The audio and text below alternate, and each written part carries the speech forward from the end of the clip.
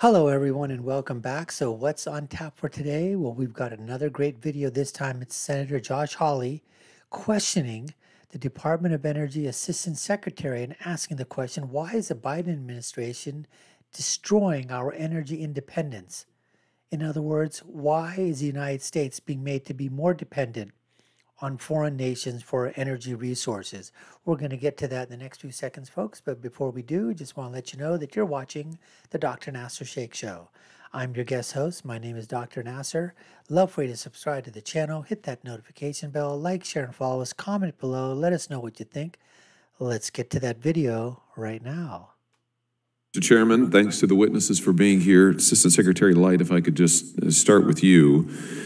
In the years leading up to Russia's invasion of Ukraine, almost a year old now, many European governments prioritized what they called the climate objectives. I'm not sure that their policies actually improve their environment, but that was their surmise, climate objectives over energy abundance. And in particular, they prioritized cheap energy from an authoritarian regime over energy independence. Do you think that that playbook executed by governments in Europe is something we ought to be doing in the United States? I think that the clear lesson is that no country should be beholden to one supplier for its energy sources or a very large proportion of its energy sources, and that energy security is built on energy diversification. I think that energy diversification is at the backbone of U.S. energy policy, and so I don't see any risk that the United States will follow suit in that respect. Well, you say energy security is built on energy diversification. I would have thought energy security would be based on energy independence. Am I wrong about that? I think it's independence, but I also think that it's not just one source of energy, because things can go wrong. No one should put all of their chips on sort of one marker when it comes to energy security. So I think that to have as diverse a supply as possible, while still looking at other goals like climate goals, is a very good path forward for countries to take, and it's something that the United States wants to support other countries in helping to do. Well, why wouldn't we put our chips on American energy? And we've got various sources of energy in this country. Why wouldn't we put our chips there? I think we are putting our chips. No, we're not. We're producing less oil and gas in this country than we were previously. The president, when he came to office, his first day in office, he imposed a moratorium on oil and gas leases on federal land. Since then, he has leased the fewest acres of federal land for oil and natural gas since the Truman administration. Why are we shutting down American oil and natural gas production, taking away American jobs and making ourselves more dependent on foreign sources of energy? I don't understand this policy. Well, the U.S. will produce a record amount of both crude oil and natural gas in 2023, even higher than the spike's pre-COVID levels.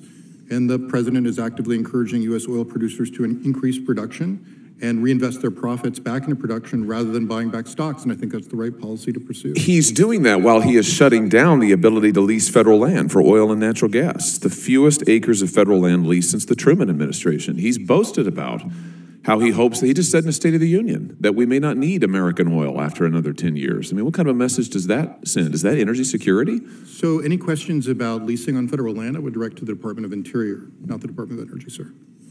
Oh, listen, don't play that game with me. We're talking here about energy production. Oil and natural gas are energy production. And the facts of the matter are this president has reduced our ability to be energy independent. And you're sitting here telling me that that increases our energy security. It looks just the opposite to me. It seems to me that you're recommending the European playbook, which left them dependent on foreign nations, left them dependent ultimately on hostile actors, and that's what you're trying to replicate here again in the United States. I just don't. And Josh Hawley, don't play that game with me. Absolutely. I mean, this moron, Adam Light, or whatever the hell his name is, the Assistant Secretary of the Department of Energy, once again, it just goes to show you that the Biden administration, when they were putting these people forth as nominees, and then they got their positions, these people had absolutely no experience whatsoever in the arena that they were basically, put into. This guy knows nothing about energy at all. He's just some academic hack, who probably never had a job in his life, never worked in the energy sector before, or just made policies about it that never came to fruition, basically. So the fact of the matter is that these guys are playing, just like Josh is saying, they're playing from the European playbook. Hey, get rid of oil, Don't worry about any of the energy dependence that we need as a nation. Let's reach our climate goals first. That's the most important thing. We got to fight climate change. We got to, do that. That's the first thing that we got to do. And that is something that we can't afford, folks. Let's continue. I don't understand why this course of action is being recommended, why your administration's pursuing it. I also don't understand why you would shut down pipelines that cancel thousands of good-paying American energy jobs. I mean, why is that a healthy energy policy for this country? With all due respect, sir, I really don't see much of a comparison between where Europe was before the outbreak of the war and their energy mix and where they were getting energy from and where the United States is today. Well, let me just ask you, on the topic of dependence on authoritarian regimes, about China. China is one of the largest processors of the materials that serve as the building blocks for many of the so-called green energy transition that the administration is pursuing. According to the IEA, China processes 40% of the world's copper, more than 30% of the nickel in the world, 60% of cobalt, 60% of lithium, and more than 80% of rare earth minerals.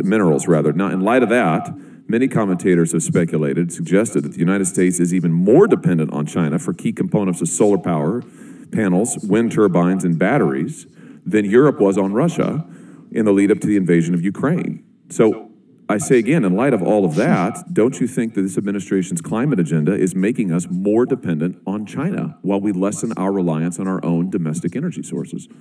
Well, sir, as I said in my testimony before, I think you're absolutely right. China does own too much of the critical minerals supply chain from the beginning, from ownership of resources through processing and through the creation of modules and other sort of parts of clean energy components. So why would you want to make us more dependent on them? Use the tools that the Congress has given us, sir, to make sure that we diversify the supply chains, reshore as many of them, and create sound relationships with non-Chinese suppliers. That is absolutely a top priority of this administration. For heaven's sake, here's what you've done. You came to office. You took us from being an energy independent nation to being an energy dependent nation. You have made us more dependent. Now this administration's gone begging to OPEC and dictators all around the world. It just goes to show you, folks. It just goes to show you that what Josh Hawley is saying is that we went from when President Trump was in office, for the very first time, we were the #1 energy supplier, energy exporter in the world. We were exporting oil. We were exporting coal. We were exporting, LNG, liquid natural gas. We were exporting every form of energy, and we were making a ton of money selling it to everybody around the world because we had everything open. Everything was on the table. And we as proponents on the conservative side, we're not saying, let's do everything that we can. You want to do what we can. If there's a way to do wind energy and harvest it, okay, fine, without ruining the environment. But we're finding out that those wind turbines and those things, they have a shelf life. And then after they're done, when they're disposed of, where are we putting them? What graveyard are we putting those into? What landfills and resources are being utilized for that material? Then we're talking about, solar, wind, geothermal, geoelectric, all those are fine. Nuclear should be on the table. Clean coal, liquid, natural gas, oil, all those should be there. But at the forefront, it's still going to be an oil-driven economy. This is what people don't understand. It's still going to be an oil-driven economy, at least for the third world still. And we can't be dependent upon China. We can't be dependent upon Russia. We can't be dependent on these foreign entities, these foreign countries that are doing things. They want to become self-interdependent themselves for their own national security interests. And that's what the United States, that's what we should be doing, looking for our national security. And so we're independent. We can have energy independence, and other countries rely on us so we can dictate the terms in those when it gets to those foreign policy, type of questions, where we're the ones in charge. We're not the ones that are going begging to OPEC like the Brandon administration and Joe Brandon was doing, begging OPEC and the Saudis, please turn your spigots on, produce more oil, we need it. Hands and knees groveling before the world leaders to give us more oil.